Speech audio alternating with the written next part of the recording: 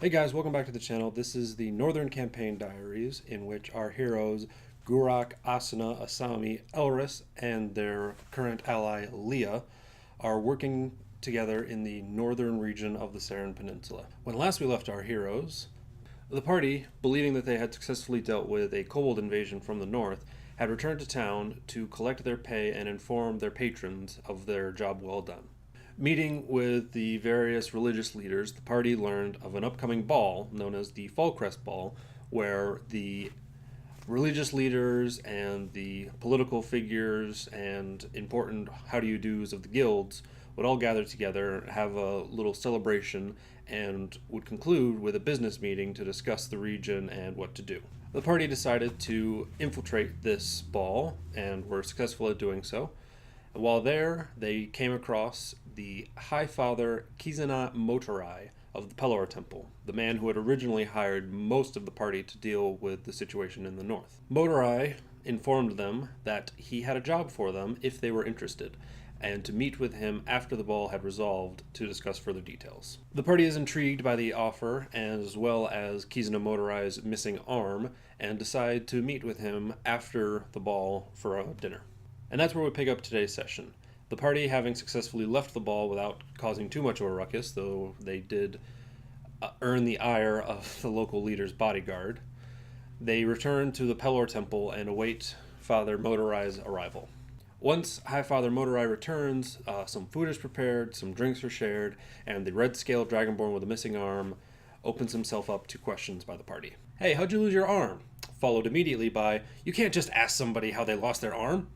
The Dragonborn responds by informing the party that he lost his arm in combat while he was serving with the local army. "Hey, what is this job that you have prepared for us?" My good friend Randall the druid, a human, has been missing for some time. He went north beyond the mountains, claiming of visions that spoke of great danger. Based on the information that you brought back from the kobolds, I believe the matters to be related. "So you want us to go find this guy?" Yes. All right. Where do we find him? Well, what does he look like?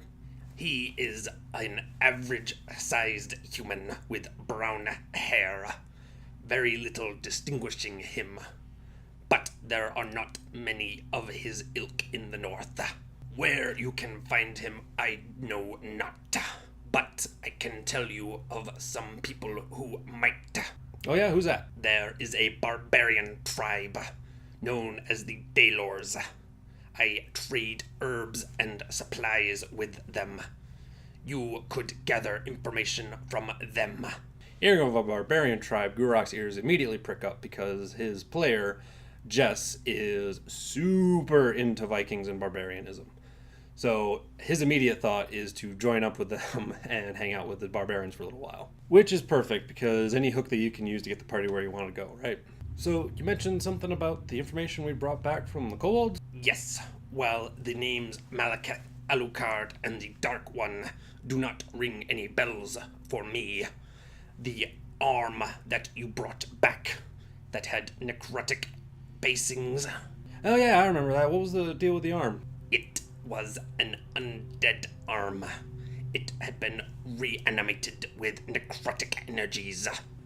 Whatever is troubling the north, I believe it to be a powerful necromancer, and worry that my friend Randall has fallen ill because of it. Alright, so you want us to head north to find these barbarians, and then they can tell us where Randall the Druid is. Yes, that is the long and short of it. Alright, how much you paying us? I can offer you a handful of gems. Yeah, sure, that works. We'll do it. My thanks. I suggest you leave in the morning. It is dangerous to travel at night. Yeah, no, we got that. Thanks. The party, having successfully picked up a new job, all head to their various places of rest. Gurak and Asuna find themselves at various farmhouses, having wowed the commoners with their tales of exploits.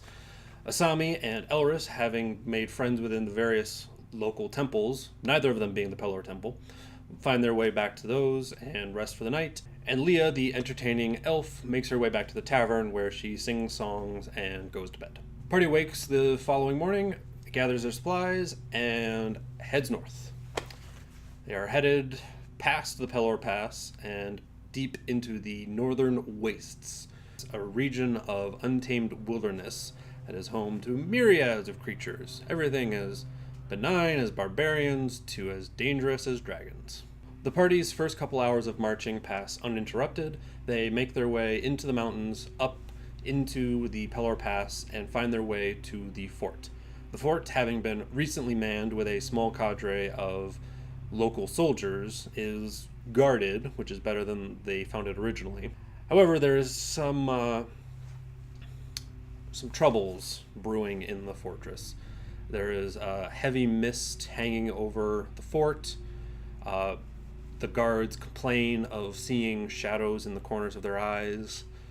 The indication is that this fortress is haunted, that the evils that struck before the heroes arrived may have left a stronger mark than originally thought. The truth of the matter is far more complicated, but we'll get to that when we get to that. They speak with some of the guards, including the commander, make sure everything seems to be okay, and despite the hauntings, the guards seem to be on pretty solid alert. The area seems to be relatively untroubled. They have a small lunch with the garrison and then continue along their way north into the northern wastes. Now at this point, Gurak would probably be the best bet to try and find these barbarians. He has been here once before and he roughly knows where they might be. So he takes the lead and he starts looking to see if he can find them. The party pass their survival checks and continue into the woods. Discovering the old barbarian campsite, they discover that the barbarians have moved on and have traveled somewhere else. So, Gurak and Leah, both being of a wilderness survival type persuasion, take a look around the campsite and they pick up a trail and they follow that trail through the forest.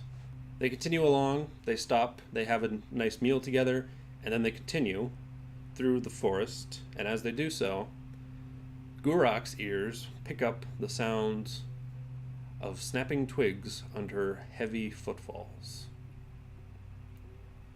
Emerging from behind a small cluster of rocks is a group of goblins.